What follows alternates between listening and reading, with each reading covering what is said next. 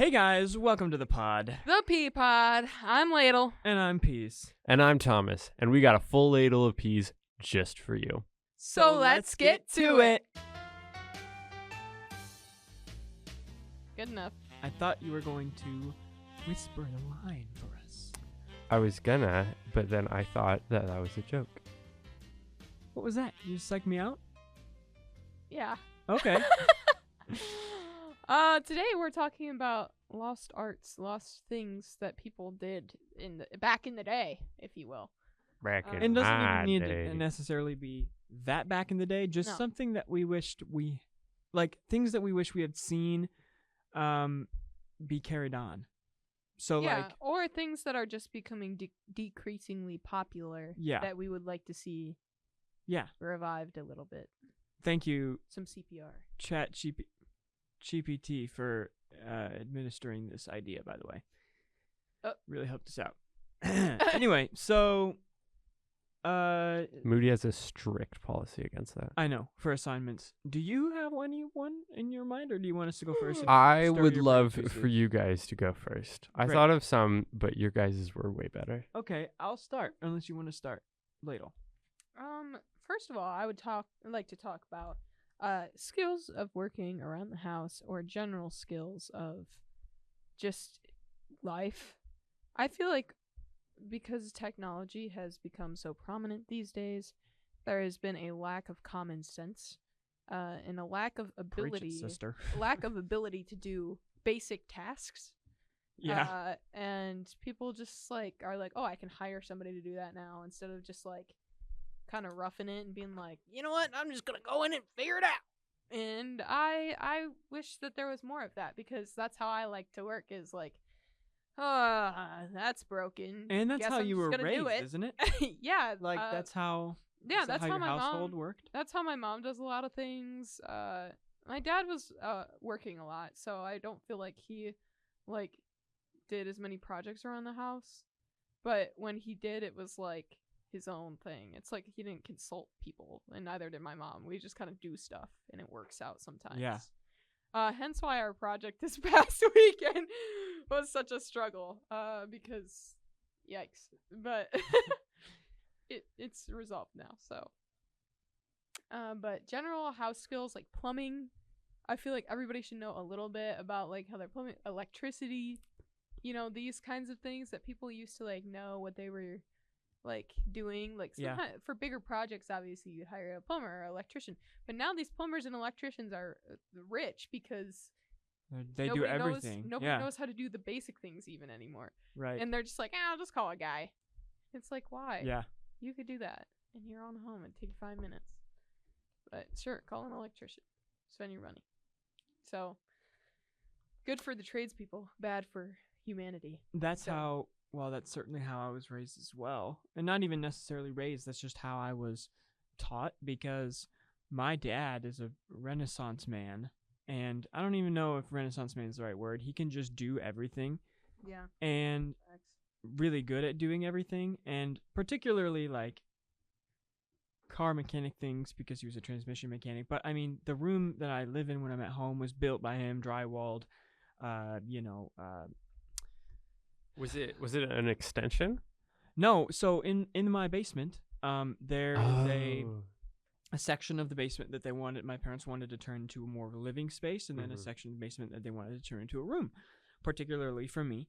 And so my dad built the put up the metal studs, and then put up drywall insulation. Did the drywall, did the paint. My mom did the painting. They had a carpet guy come in, but had carpet. And then my dad built a desk for me. My parents put a dresser down there, all sorts of stuff and then he had to plumb the basement. So he had to cut cement in the ground and put pipes down there, and then re-cement it, and then had to build the shower, had to learn how the plumbing stuff worked. And then the electrical stuff, it's just, and a lot of that stuff came from when they built the basement in my old house. But he still does the car work, he does the housework, and he just knows how to do all these different things. And even when stuff doesn't... I feel like people just don't do that anymore. Even if they don't have the funds to hire somebody, they'll be like, oh, well, we'll put it off until I have enough savings to have somebody do it. Because they Right. just don't care enough to take the time to just Yeah. do it. Yeah. Like, it would take them less time and less money just to do it. Exactly. I feel like, And we have YouTube now. yeah. Well, yeah, that's true. I mean, you look up anything, and like anything that you, especially like specific stuff can come up when you have let's say there's a car part, something you're trying to fix on a car, and there's a specific thing you want to learn how to do. Even though that car part is the same for most cars, there'll be videos of people who are doing these obscure car projects on these cars, and will still, show you how to do it. Like Chris Fix. Hey guys, Chris Fix here. Like everybody knows that intro. He's a millionaire because that's just what he does. You're the only one in this. Yeah. case No. who does, You've but seen that's Chris okay. Fix is like the guy when you want car things, whatever. Like, Oh yeah, that's the problem. No, come on. You never seen a meme like where it's like a guy's like trying to do car work and then all of a sudden it cuts to him on a video and he goes, "Hey guys, Chris Fix here." Like, yeah. I think that might be Whatever. your For You page. No. My point is that there are lots of people on the internet now who help that, and there are still people who don't do their own stuff. I didn't even think about that. Thank you for bringing that up. Mm-hmm. You're right. I just feel like people just don't do that anymore. And, I mean, that used to be how everybody did stuff. Because there was Yeah. no, like, professional people for that. It was just, like, some guy that they called who just did this stuff because he did it. Mm-hmm. You know what I mean? I do, yeah. This is gonna be the most boomery episode you've ever put out. Why? Because we're talking Back about in my day, we would fix it by ourselves. No, but it's true. It's true. What's another one? Give me another one. I said the opera and live theater. Live theater is very prominent still, as opposed to the opera, but it's Hamilton. I feel like there's a very select group of people that it really Enjoy go that see stuff. it anymore, like recreationally, Mm-hmm. and it's now just like this group of people that's like, oh, theater all the time. It's everything to me, and I'm like, Theater relax. kids. I like to go see a theater show even if I don't know what it is, just because it's like watching a movie to me, and I wish people did that more often. And Where that's it's how just like local theater. Oh, the high school's putting on a play. Let's go see it. It might be, terrible acting and kind of a bad It will storyline, be. but it's fun to go do, and it's cheap and it's fun. Mm-hmm. And now you have these big theater productions like Hamilton or Wicked, Into the Woods, things of that sort that are like the big, the big productions, and you don't get very much of like 9 to 5 the musical. It's a very interesting musical. Firebringers, also very obscure, but I has know that one as well. has some good pop culture Grew up in a stuff family of that's nerds.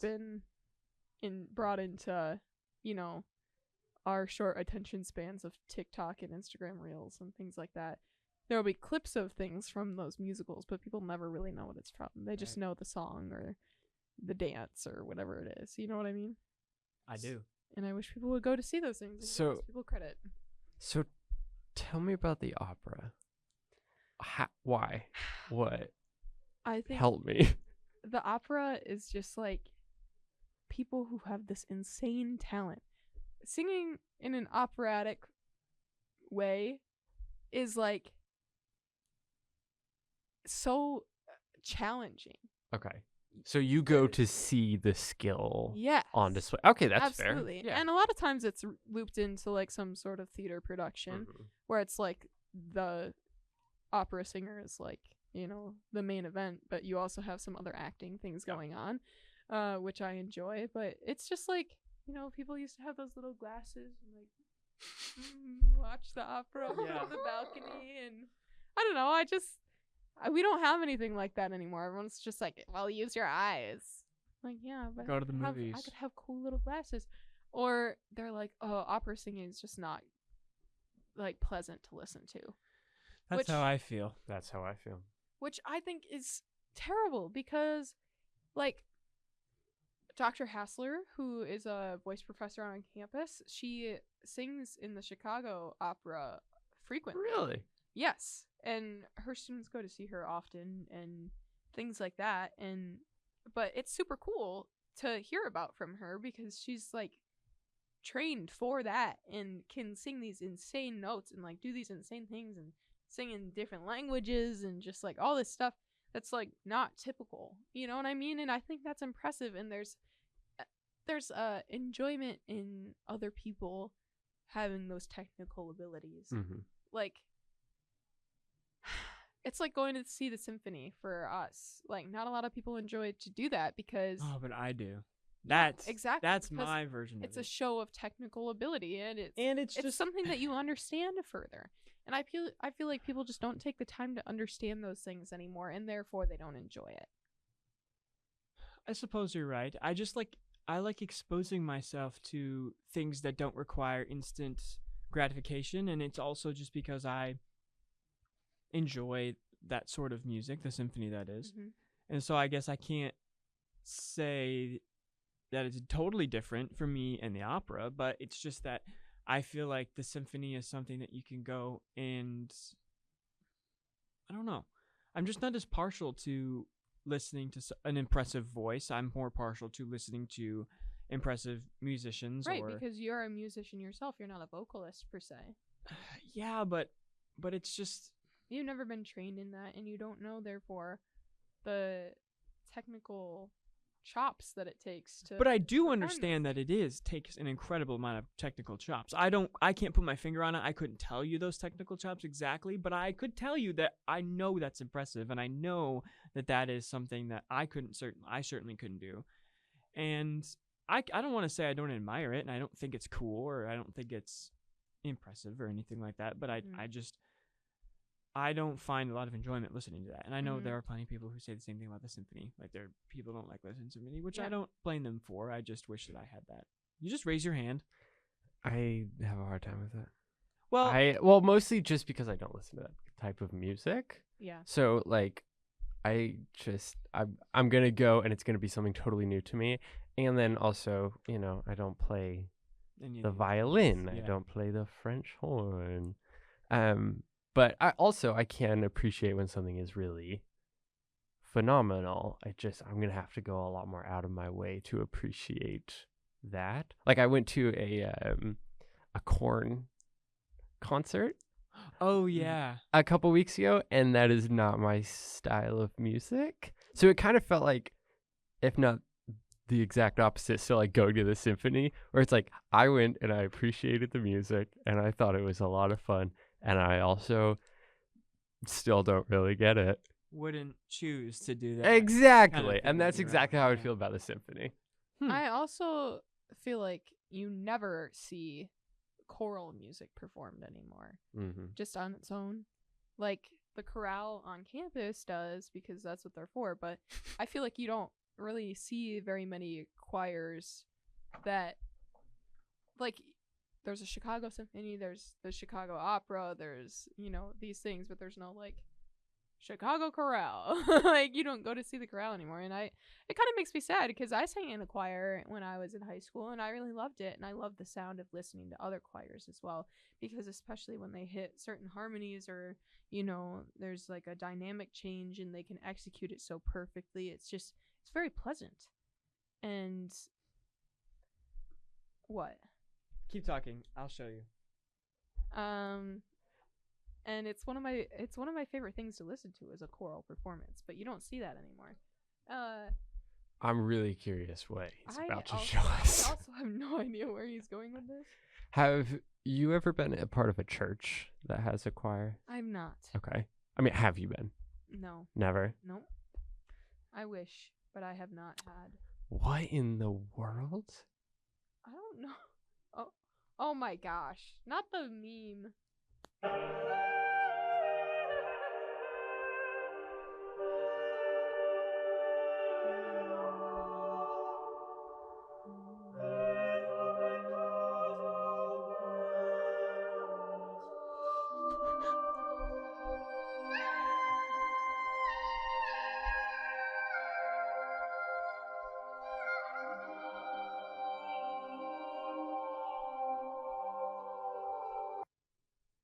Now, in reality, that is really pretty awesome. Mm-hmm.